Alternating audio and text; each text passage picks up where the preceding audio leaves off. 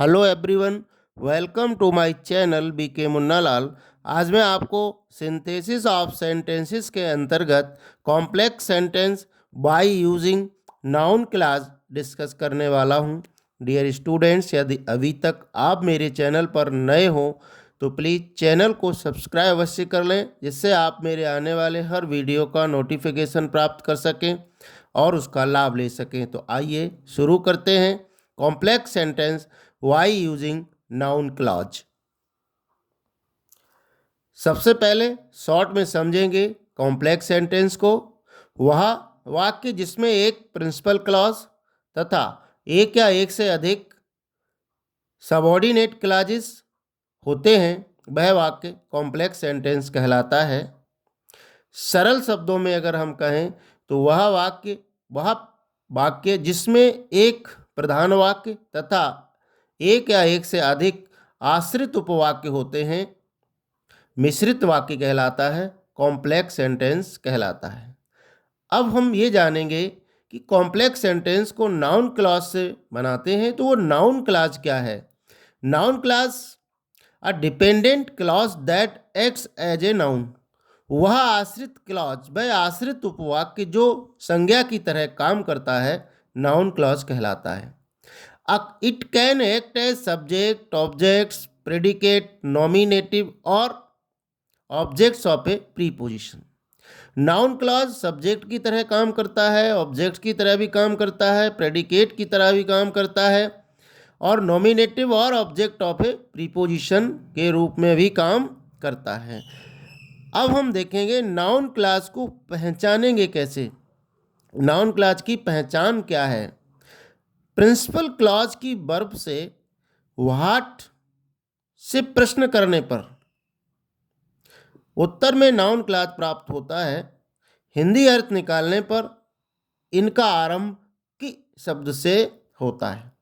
Principal clause से हम भाट लगाकर, क्या लगाकर प्रश्न करेंगे तो उत्तर में नाउन क्लॉज प्राप्त होगा। और जब इसकी हिंदी करेंगे तो इसका आरंभ की शब्द से होता है।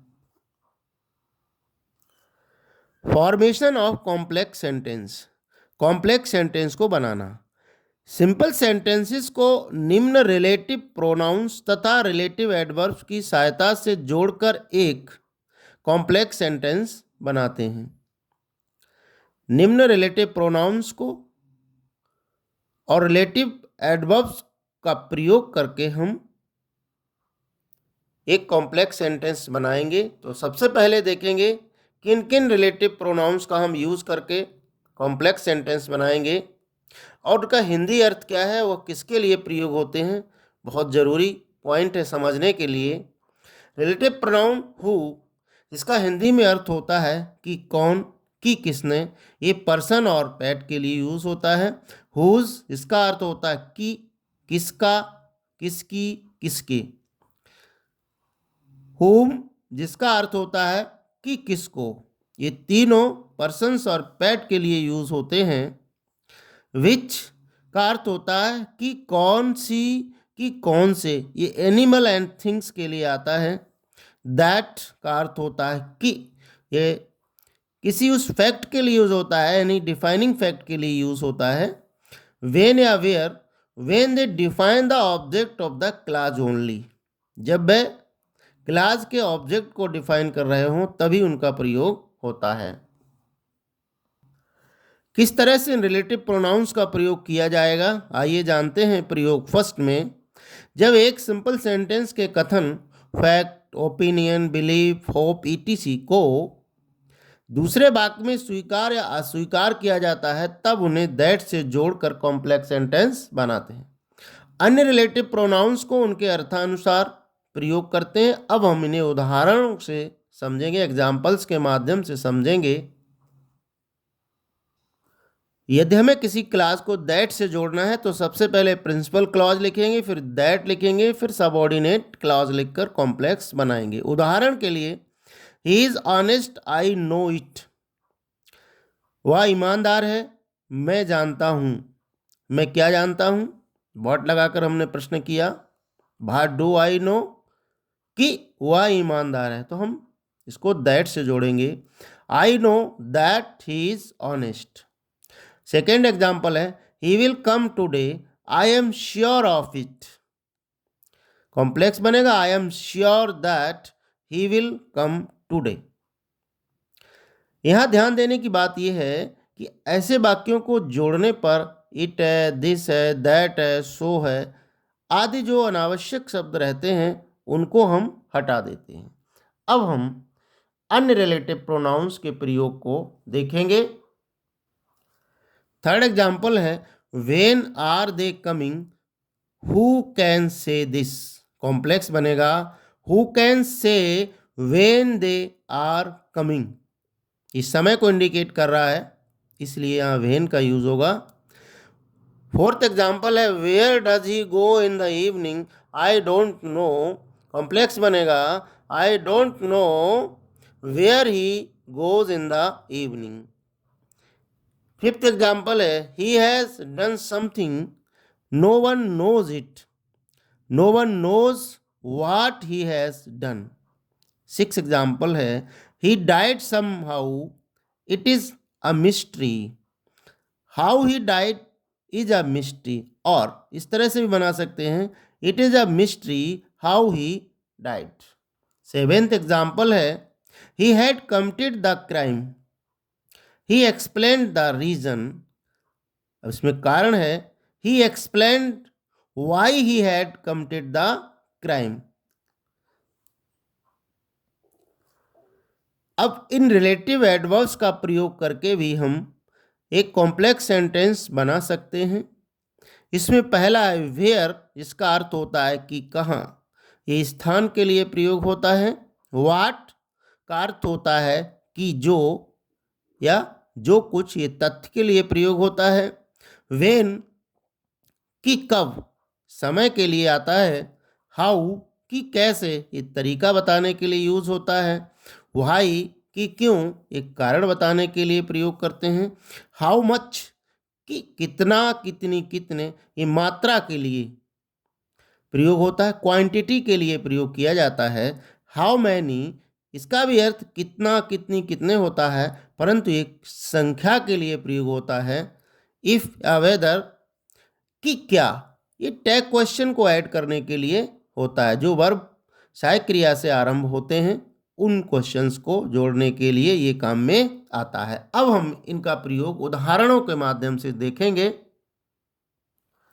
हमें ये भी ध्यान रखना होगा कि वाक्य में प्रयुक्त इंडेफिनिट प्रोनाउंस को निम्न प्रकार से बदलते हैं। अगर किसी वाक्य में समवन आया है तो उसके स्थान पर हमको हु लिखना, अर्थात हु में बदलना है। समबडी के स्थान पर भी हु लिखेंगे, समथिंग के स्थान पर व्हाट लिखेंगे, समवेयर के स्थान पर वेयर लिखेंगे और सम हाउ के स्थान पर हाउ का प्रयोग करके कॉम्प्लेक्स सेंटेंस बनाएंगे।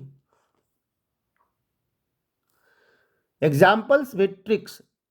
कॉम्प्लेक्स सेंटेंस बनाने के लिए कुछ ट्रिक्स भी हम साथ साथ देते जाएंगे, जिनको आप अच्छे से तैयार कर लें, समझ लें, तो आपको कॉम्प्लेक्स सेंटेंस बनाना बहुत आसान होगा बाय यूजिंग नाउन क्लॉज। पहला ट्रिक है, अगर सेंटेंस इंपरेटिव है और दूसरा इंटेरोगेटिव है तो नाउन बनाते समय हमें पहला इंपरेटिव और दूसरा असर्टिव बनाना पड़ेगा। एग्जाम्पल है, tell me where is he, पहला इंपरेटिव है, दूसरा इंटेरोगेटिव है, तो हमें सबसे पहले इंपरेटिव लिखना है, tell me where he is. ये हमने असर्टिव बना दिया। नेक्स्ट ट्रिक है, इंटेरोगेटिव प्लस इंटेरोगेटिव है, तो हमें पहला सेंटेंस इंटेरोगेटिव लिखना है, दूसरा असर्टिव बना के लिख देना है। एग्जाम्पल है, डू यू नो, क्या आप जानते हैं। वेयर डज ही लिव, वह कहाँ रहता है। अब दोनों सेंटेंसेस को हमको मिलाना है, पहला इंटेरोगेटिव ही रखना है। Do you know where he lives, ये असर्टिव बन गया, हमारा पूरा वाक्य कॉम्प्लेक्स बनकर तैयार है। तीसरा ट्रिक है असर्टिव और एक्सक्लेमेटरी, असर्टिव प्लस एक्सक्लेमेटरी। यदि पहला वाक्य असर्टिव है, दूसरा एक्सक्लेमेटरी है, तो दोनों ही सेंटेंसेस को हम असर्टिव बनाए देंगे। उदाहरण है, नोबडी कैन बिलीव इट, इसमें कोई भरोसा नहीं कर सकता। हाउ वेल ही प्लेज, वह कितना अच्छा खेलता है। तो कॉम्प्लेक्स बनेगा nobody can believe how well he plays, कोई भरोसा नहीं कर सकता कि वह कितना अच्छा खेलता है। फोर्थ ट्रिक है असर्टिव प्लस इंटरोगेटिव है। पहला वाक्य असर्टिव है, दूसरा इंटरोगेटिव है, तो हमें सबसे पहले पहले वाक्य को असर्टिव तो है ही, दूसरे को भी असर्टिव बनाना पड़ेगा। एग्जाम्पल है आई कैन नॉट से, मैं नहीं कह सकता हूँ। इज ही इल, क्या वह बीमार है। अब इसमें टैग क्वेश्चन है ये इज ही इल, इसे हमें इफ या वेदर से जोड़ना पड़ेगा, कॉम्प्लेक्स बनेगा I can not say if he is ill.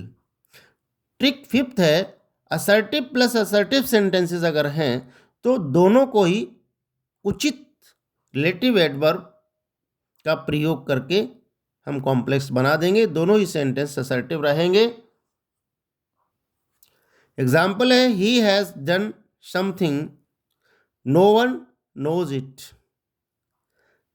Complex बनेगा no one knows what he has done. ये इंडेफिनिट प्रोनाउन, हमने इसे समथिंग को व्हाट में चेंज कर दिया है।